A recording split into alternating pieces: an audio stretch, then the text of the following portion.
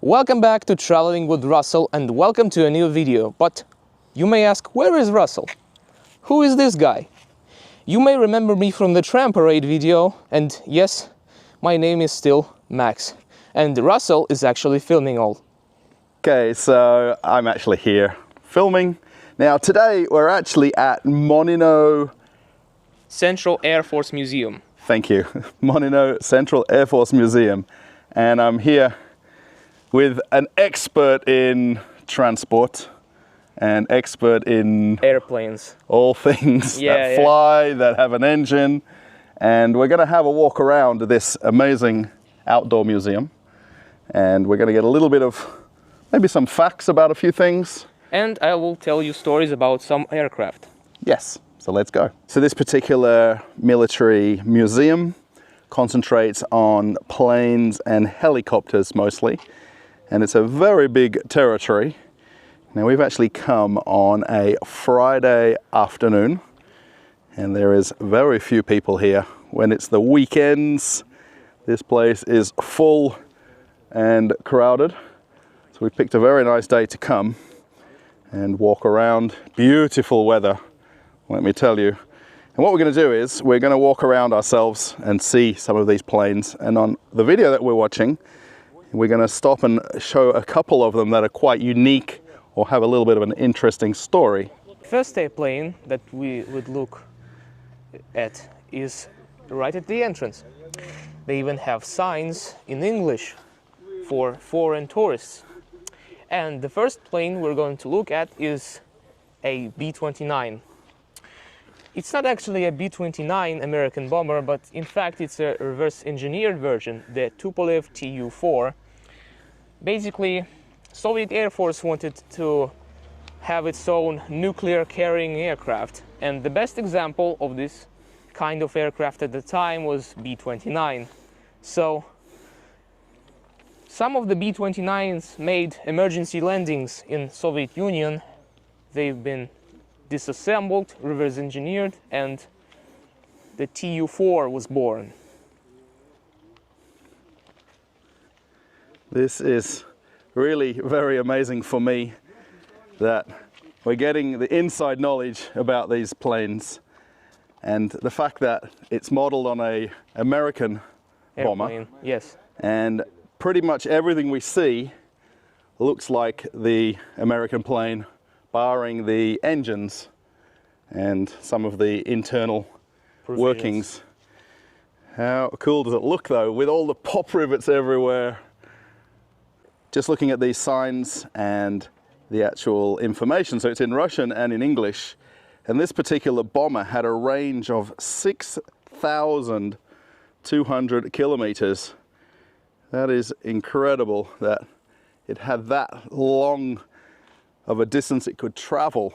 Pretty much the whole engine would be a fuel tank, basically. In fact, all of the planes that are present in the museum, including helicopters, have a NATO reporting name. For example, this is the Bull. We've already seen it. And this is the Badger, the first Soviet jet bomber. All those airplanes on the side that you are looking at are made by Tupolev. And then actually some of their payloads they've got on display here as well, and the different sizes of them. And then, do we know any of the other nicknames? Do we know the one after the Badger? The one after the Badger is the backfire. Oh wait, it's after this one. It's the Blinder. And after the Blinder, there's the backfire. Wow, so you know the nicknames of all the planes here? Yes. That's just amazing. So beyond coming here, the two of us, to see this, if you want to have a personal tour of Monino Military Museum, or it's an aircraft museum? Yeah, it's both military aircraft museum. I think we need to come and do the tour guided like this, because pretty much everything that we're doing is self-guided. Yes. So we just walk around. Of course, we've got the signs. And we look at the airplanes. Yeah, another long-range bomber, and then all of the ones this going... one, by the way, that you're looking at is supersonic. Oh, It's okay. the first supersonic bomber of the Soviet aviation. Wow. And this is the star of Soviet and Russian aviation, the multi-role fighter Su-27, also known as the Flanker. It still stands as one of the most sophisticated multi-role fighters in Russian arsenal. Wow. And by the way, it was made as a counterpart for the F-15, which was manufactured by Americans. Americans made F-15 in like a classic shape, with air intakes on the sides and classical wings. Su-27 was made integral, like the wings blend in with the fuselage. So Russians bested Americans in this fourth generation race, because it's a fourth generation fighter. One thing I will say walking around is just the sheer size of these planes and bombers. Now, there's a lot of words that Max said he doesn't want to confuse me with as we're looking at the different planes. Now, there's quite a lot to cover at this actual museum, so we're going to not show everything. I definitely will walk past a lot of planes. And now, Max, you were just telling me that this was one of the first supersonic intercontinental bombers. It is an experimental plane. It was meant to be serially produced and manufactured by OKB of Myasishchev, but it didn't have the sufficient range and engines to do so. So it was manufactured only once, and this is the existing prototype. But all of the planes we're looking at flew. Yes, and they did. How much they flew is probably a little bit of a mystery with the Russian military. Yeah. Of course, a lot of things are talked about later and after they've been decommissioned. However, these things are just incredible. 7,400 kilometer range, which puts it capable of flying from somewhere in Russia to the east coast of America. Yeah, but unfortunately this range, even in the 50s, was not enough, because they wanted to cover the entire territory of the USA. Right, not just an eastern point or a western point, depending on where they flew from in Russia. Yeah. Wow. This is certainly an impressive place. I mean, we've only seen a few aeroplanes and there's a lot to look at. However, I hope it's an enjoyable video and you're sitting down relaxing and taking all this in like I am. You may remember that in one of the Russell's videos he showed you the new stations themed with Tupolev airplanes like Pykhtino and Airport Vnukovo. In fact, these are the very planes that were printed on the walls, and all the blueprints, all the images are from these planes. For example, you're looking at the only Tupolev interceptor, the Tu-128 Fiddler. It was made to intercept American bombers high in the sky. And its nickname was the Fiddler. Yes, because he really did play the first fiddle in Soviet interceptor aviation. Wow, okay. Wow. Now, I'm saying a lot of wows because of the information that I'm learning beyond just reading the signs. And Max literally knows all of what we're seeing here without the signs. It's certainly impressive. This plane, the Sukhoi T-4 or the Sotka, was made from titanium and was the very first Soviet airplane to use fly-by-wire. Like, if you control the airplane, it's sometimes hard to control it, because all the wind resistance, all the speed, and the effectiveness of the control surfaces. This plane was made with electronic controls, so you don't feel anything when controlling the plane. It's just like a large fighter. Besides all the planes, there are a lot of helicopters there, like this flying railroad car manufactured by Yakovlev, or those Afghanistan choppers on the left, the Mil-24, the Hind.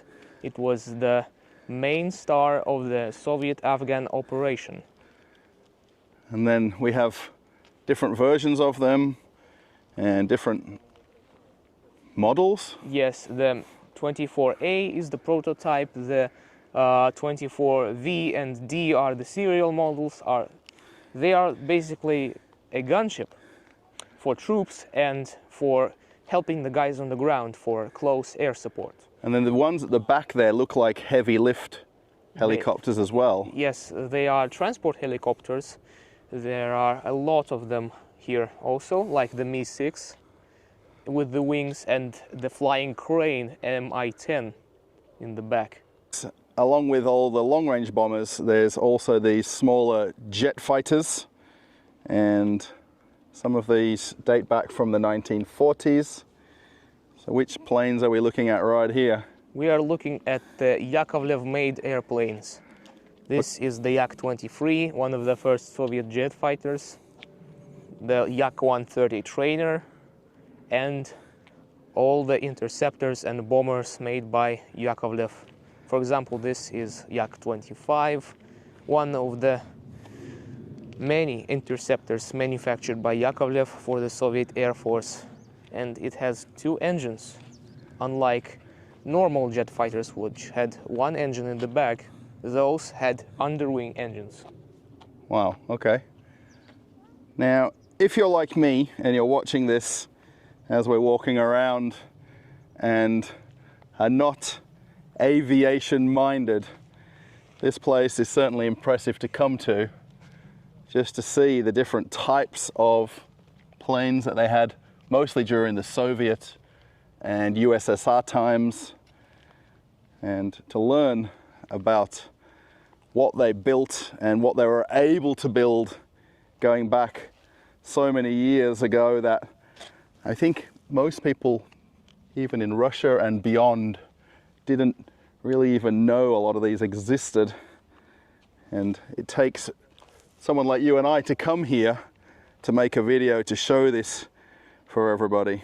If you are watching this and you are one of the many viewers from Britain, you may know a Harrier jump jet, a vertical takeoff aircraft. Well, Soviet aviation had these too. These are Soviet jump jets. This is the Yak-36 prototype, and these are the naval-based Yak-38, the Forger. It was one of the main aircraft for Soviet aircraft carriers like the Kiev class.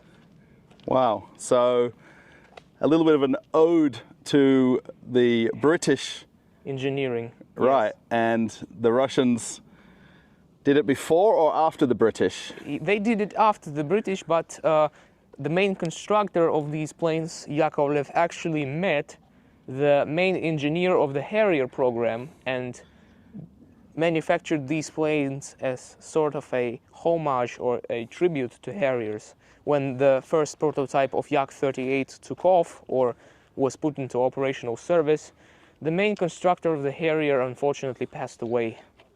So, like, it was, just like you said, an ode to Harriers. As we're walking around, we've actually met a couple of people here that are also doing the same little walking tour like we are. And it's really interesting. The last gentleman we met said that he actually flew in some of the helicopters that you see right behind me. And it's really interesting, you know, the fact that these were actively in service in Russia at some point, obviously dating back to the 30s, 40s, and some of the helicopters here from the 70s, 80s, and 90s.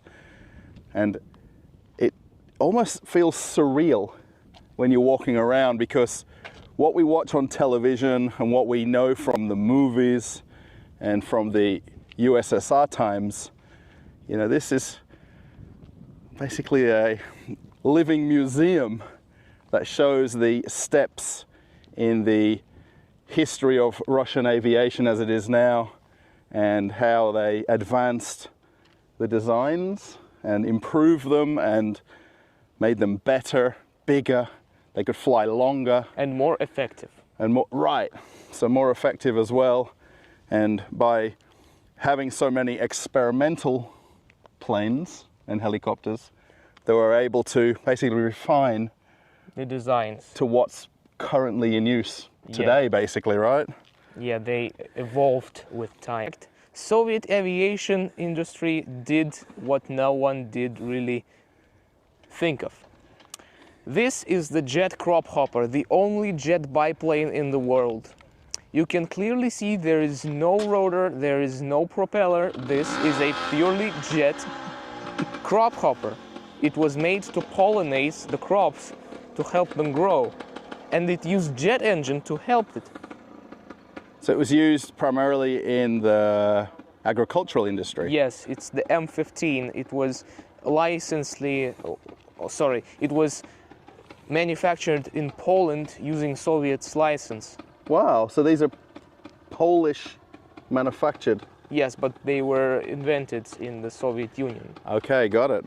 Very interesting and different looking. So it is a helicopter? No, it's just a plane with two wings. It's not a helicopter. Ah, okay. But it looks, well, it's kind of course, it's a cross between an airplane and a helicopter to me. This aircraft, by the way, is still in service in Russian Air Force and is still used in combat to this day. This is the Tu-95 bomber, the Bear. This is the plane that gave American guys in the Air Force nightmares when they were scrambling to patrol the North Atlantic and they saw this thing flying. Like, can you see these massive counter-rotating propellers? They made noise so loud it could be detected by a submarine. Wow, and you were just telling me the range of this thing. Plane, yeah. The range of this plane is insane. It can fly 13,000 kilometers without refueling.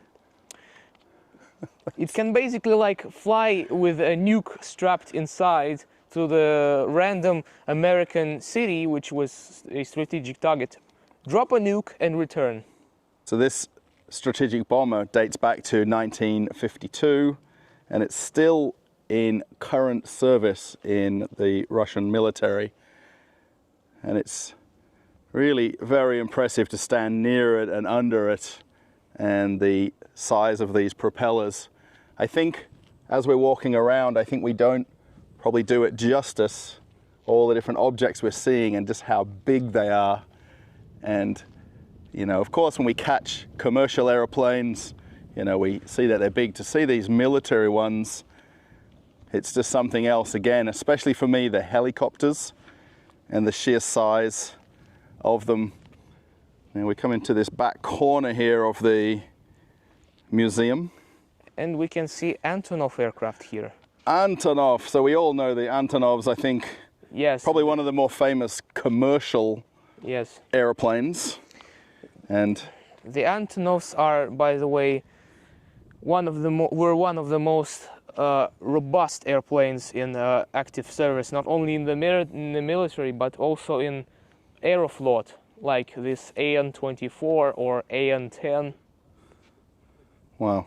And this Colossus back there, the AN-22, is also still in service with the Russian military, but it will be sadly retired in this year. Okay, so this is the last year of it in active service. Yes. Service, and this one obviously is an older model that they've got here. Wow. I know I'm saying wow a lot.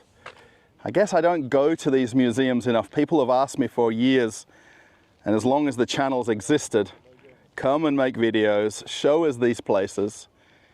And it takes someone like Max to invite me to this and to see it in person. As I'm walking around with Max and he's telling me about all these things without looking at the signs, so there is a little bit of a point of interest on a lot of the different models that we're seeing. And then this Illusion 76, this thing is just a beast of an aircraft. And it says there that it set 25 world records back in 1975, and it carried 70-ton payload. Now, I was asking Max, what would you possibly put in there? 70 tons of bananas? Or 70 tons of, what would they be lifting? Maybe they would be lifting a lot of BMPs, tanks, paratroopers, fully equipped soldiers in there, motorcycles and cars, jeeps. It's basically like a Globemaster, but Russian. Right, so the Globemaster is something that I know that we have in Australian Air military Force. operation or Air Force. So it's similar, but not quite the same. I think these probably have a bigger payload capacity or thereabouts. Now, the one thing as we're walking around, there's a little chain fence here, and I think everybody wants to jump the fence and get a little bit closer, but we're all very respectful of this museum. Now, there is only a few people here, and I guess like us, this is midweek, it's a working day in Russia. Yes. And we're fortunate to have a little bit of time free to come not on the weekend. You can actually see the Aeroflot insignia on the side there. So do you think maybe this was one of the commercial? Yes, it was one of the commercial versions of the IL-76. It was called 76MD. It was modified and commercialized with all the weaponry, all the military equipment removed. Okay, and did it have a nickname? It basically had a name, more like a nickname. It was called Ilyusha, for Ilya, the name, the famous Russian name. Oh, wow, okay. Jaime is the largest at its time airliner. The passenger version of the bomber we've seen earlier, the Tu-114. And this was quite famous for one reason that you've just told me. Yes, it was famous because it's the very same aircraft that carried Prime Minister Nikita Khrushchev to America. Wow. So from here, for me, this doesn't look very big compared to some of the other military planes that we're seeing. But at the time when they built this, it was the largest Airliner in the world. airliner in the world. It was even larger at the time before Boeing came in with their jumbo jet. Wow. So the Russians Really perhaps outdid themselves. won in what I'm calling it the space race. I guess the military plane or commercial plane race. Yeah. Along with all the different planes that we're pointing out as we walk around. There is quite a lot of other planes that are off in the back, basically, and slowly they're rebuilding them or bringing them back to a state of I'm not sure how they can put them on display, because some of the planes are literally in pieces, and some of them are actually brought here that will eventually be exhibits. And then I think perhaps some others maybe are beyond repair, which is really quite a shame in terms of military history in Russia. And this actual place where we are here, Monino, where we're actually walking right here is one of the taxiways that made up the actual airfield. And then essentially down the middle part of the outdoor display is where the runway was or is. It was there. And then you can see A large space behind the planes. Right. With no forest, with no trees. There were the airstrips. Right. And then you were just telling me that this particular plane right in front of us here, this Aeroflot insigniaed one, flew here. Yes. And probably quite a few of these maybe at some point. Yeah, they did. They actually flew here and then landed here, and then this is their final resting place, so to speak. Yes. For example, this plane, just like you showed the viewers, it's the Il-62 airliner. It was quite heavy. It was designed to land only at concrete paved runways, but the runway here was made out of dirt. They checked how the dirt was in terms of moisture, if it was hard enough, and they landed the thing. And here it is. And it's actually got the jetway. Is that from Vnukovo Airport right there? Yeah, I was thinking that when I was looking at the signs. So they perhaps donated them to this airfield to continue on the exhibit. Yeah, I keep wanting to say museum, which I think it is, but exhibit. And they've got one of the long-range bombers right here parked backwards, so you can actually get a good look at the massive engines that this thing has. Yes, and it's really insane. And there's actually a group of guys here actually working on this plane, and they're maintaining it. They're getting it up to museum shape. Yeah, we're trying to figure out how to word it. We are almost done with our tour, as we can call it a tour. We are walking by some interesting airplanes. On the left we have the MiGs, the Mikoyan Design Bureau airplanes. They made quite a lot of famous models of fighters, interceptors and reconnaissance planes. And on the right is the Soviet Concorde, the Tupolev Tu-144.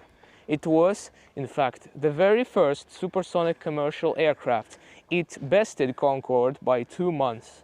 The first flight of this airliner was 2 months before the Concorde. It was on December 31st, 1968, just before the new year. Wow. And if anyone has seen a Concorde in person, or maybe even been on it, imagine if there's a viewer of this video who can comment and say that you went on the Concorde. Now, I've actually seen one in, I think there's one in Barbados, in the Caribbean. The ones that were from British Airways and Air France, they left them at different airports around the world where they flew in and out of. And this is the Russian equivalent. And just how skinny they are and how narrow-bodied they are, it's really so interesting.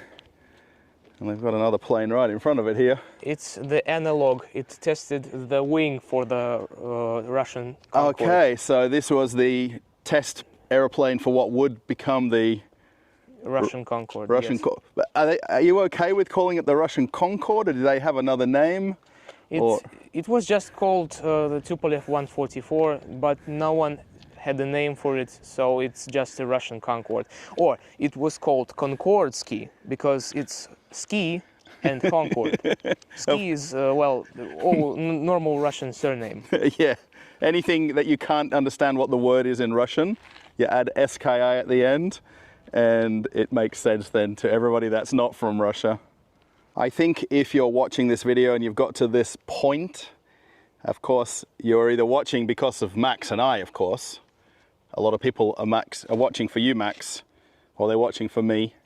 And we're really here for your knowledge of these airplanes, and to see this supersonic passenger liner, as they say on the sign right there, the first supersonic passenger liner in the world.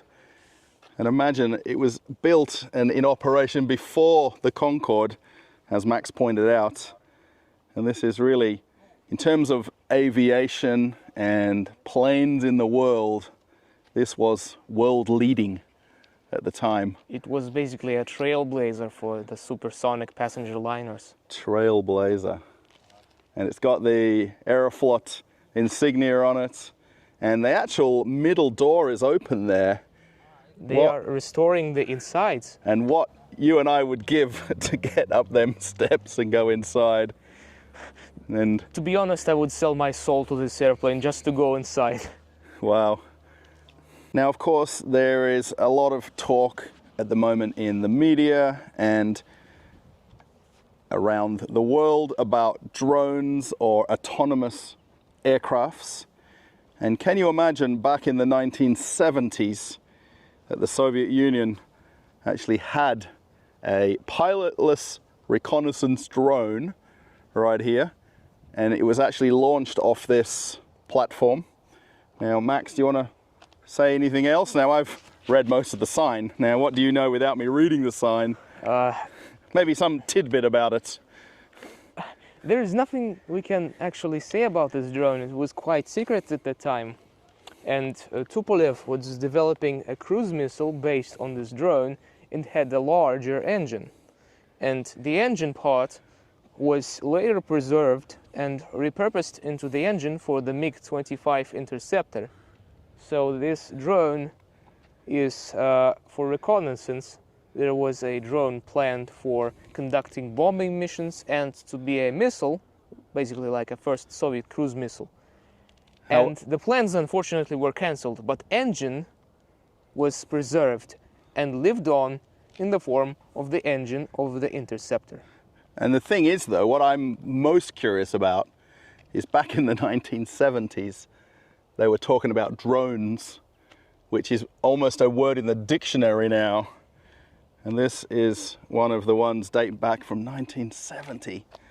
And we think of them only as modern pieces of equipment, and yet the Russians, or the Soviets, let's say, back then, knew about them long before what we know now in this current time frame. Let's look at this pencil missile looking airplane. This is the prototype of the Mach 3, 3 times the speed of sound airplane. It was an interceptor prototype constructed by Mikoyan. Unfortunately, it didn't meet any requirements. It was slower than Mach 3, it had a small range, it couldn't fly properly as it was designed. So Mikoyan really outdid himself and redesigned the plane from the ground up, sticked in a second engine, redesigned the fuselage and gave it a second tail. And thus the MiG-25 interceptor was born. It was named the Foxbat, and it gave fears and nightmares to United States Air Force, because this plane was presumed by the reconnaissance that this was a multi-role fighter that could go Mach 3, and the guys in America were really scared, and they designed the F-15 as the answer to this menace. Thing that I probably should have mentioned at the very beginning is that the video that Max and I are filming here is not for the intention of glorifying the military, or not to, you know, say that perhaps Russia is the best at something. We're just looking at the things that they are. Right, and the fact that they were so historical at the time, in that they set world records, the lifting capacity, the speed, the distance that they could fly. And we're here as transport enthusiasts to see these things up close. And I don't want people to, in any way, to think that what I'm filming here with Max is, in a way, a positive, you know, videos about Russian aviation. I think I'm trying to say something, but I'm lost for words. Yes, I think we've been like that for quite a bit of this video as we walked around. So please take it for what it is. And I know a lot of people have asked me to make museum type videos. So enjoy it for what we're showing you. This is a very interesting place in this museum. It's the alley of Mikoyan fighters, the MiG alley. These fighters are presented here in the chronological time order, so you can see how they evolved from the slowest MiG-15 that brought chaos and terror in Korea, the 17, 19, the famous Vietnamese veteran MiG-21, 23, the Interceptor 25, the Bomber 27, and the currently now in use Mikoyan 31 Foxhound, which is still in the Russian inventory. Wow. So these are all the different MiGs from the original Mikoyan Design Bureau. Yeah, wow. And all in the one row right here. So one model of each plane of the series represents an entire generation of aircraft. For example, 15 is the first generation, 17 is also the first, 19 is the second, 21 and 23 are the third generation, and so on. This interesting airplane is the very first supersonic vertical takeoff fighter. It is the prototype of the Yak-141 model. It was designed to operate from Soviet aircraft carriers as a complement to already perfect existing Yak-38 strike fighters. But they were subsonic. This thing is supersonic. It could take off vertically, fly fast, attack planes, defend the fleet, and then land back at the carrier.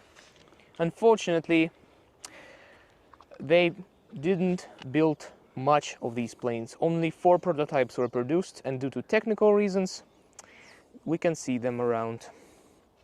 As Max and I are walking around, of course, he's giving all of the information and he's explaining different things, which I think perhaps is very informative for everybody watching and for me as well.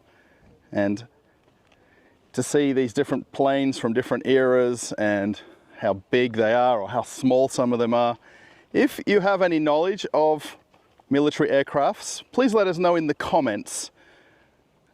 Max is very interested to see what people will talk about for some of the planes that we're showing.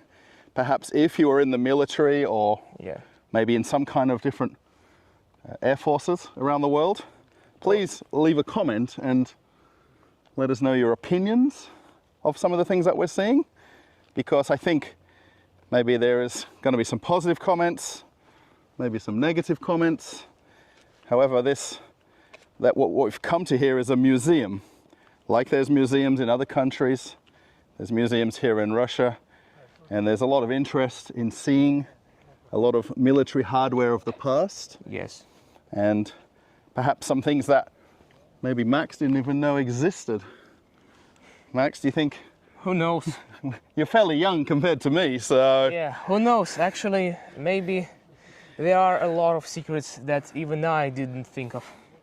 Yeah, so this is an active museum that anybody can come to and walk around and read the signs and get up as close as you can to them. So yeah, please definitely let us know in the comments what you think of this type of video. And maybe if you want to see Max in other videos like this, because his knowledge of aviation and transport is unheralded, or is amazing. It's nice to hear. Thank you, Russell. And the main delight of the Mikoyan Design Bureau lineage is the MiG-29, the Fulcrum. It's the most produced 4th generation Russian aircraft that is still in use in many air forces around the world. In India, possibly in post-Soviet countries. Russia still uses it as the MiG-29 SMT, the most modern version of this fighter. And it's very maneuverable and very versatile. So that's why it stays in service. Wow, so these are, well, a modern version of what we're seeing here is currently flying in the Russian military. Yes. And these are all different versions of the same MiG-29. Yes, like the naval MiG-29K, which has a hook between the engines, the MiG-29M, the prototypes, and the MiG-29 SMT, which has a hump behind its back. Wow. Wow. Yeah, it's really... Yes. It's very hard to put into words as I walk around. Now, Max, I'm sure you've been here quite a few times, and it doesn't get old coming here to see this and to show it to other people like myself and to everybody watching at home. And it's very hard, actually, while Max has been telling me different things, for him to explain what we're looking at, because a lot of this is currently active military hardware, or at least different versions of them. And to put in simple words, it is really hard to explain to people that are not aviation enthusiasts in normal words. Right, which is me basically, and perhaps quite a few of you watching. And hopefully you're watching for the fact that you want to learn something, or you want to at least expand your knowledge of Russian military aviation. And of course we saw some commercial planes as well. And just to understand what they've done through the years, dating back to the USSR times to current... modern Russia. Right, exactly, yeah. Have a look. I feel like there's a little part of me thinks I'm not here, and this is just like toys or like cardboard aeroplanes or something. Or just models. Models, yeah, model aeroplanes, absolutely. And it's hard to kind of explain that when you walk around. I mean, we are here in the middle of the week. It does feel like it's just you and I walking around. There is other people walking in front and behind us, but it's just such a surreal place in the really kind of middle of nowhere in a way, right? This military base that was here originally. Like the holy grail of Russian aviation. Right, that's what you were saying when we first walked in. Welcome to the holy grail of seeing Russian planes in all their glory. Okay, everybody, we've finished our walk around of the Central Air Force Museum in Monino. And I really hope you've enjoyed this walking tour and Max's unheralded amazing knowledge of aeroplanes. I hope, dear viewers, you enjoyed my stories and I was not looking like a nerd. No, not at all. And if you want to hire Max for a one-on-one tour, there's no money that we can quote. It's basically a blank check to come with Max. Yeah. Actually, really and truly, I do want to thank him for bringing me here and inviting me here and giving me a lot of insight into the different planes that we saw, helicopters, and we talked a lot off camera. If we were really to talk about everything we saw, probably we would have 2 hours video, 3-hour video. And maybe days of content. Yeah, so I know already my videos are usually long videos. I think most people are used to that by now. So what do people have to do if they liked the video? Smash the subscribe button and hit the bell. Yes, oh no, yes, right, you got it. Right, the bell is notification for future videos. Yeah. Really and truly, if you want to see Max in other videos, let us know. Maybe you've got a suggestion. Somebody's got a suggestion of where we could go to show some different forms of transport. Exactly. And we can figure out if we can find it and get there and make a video. Now, we want people to comment. Now, what is the word you want everybody to say if they've reached the end of the video? I've got this thing now. So they've got to post a certain word so we know they've got to the last few minutes of the video. What word could we use? I think the Concorde, maybe? You like that word? Not really. Maybe. Or maybe some MiG. MiG. Yeah, MiG. So, if you're a MiG fan, or a Sukhoi fan, or a Yakovlev fan, or just an aviation enthusiast. Okay, yeah. So if you've got to the end of the video and we read those comments, or maybe I love Max, someone could put that in the comments. Oh, no. That's just a joke. Don't do that, guys. Yeah, so thumbs up if you liked it, comment if you'd like to, and right on top of Max's head, there'll be a link to my Telegram, and Max is in the Telegram channel. Oh, what's that? It's somewhere here. Yeah, maybe it's there. And then, if we go on this side, on top of Max's head now is the link to a future video. Oh my God, that's so beautiful. Different video. Maybe we'll put the tram video. Okay, everybody, we're off on another adventure. Goodbye. Bye.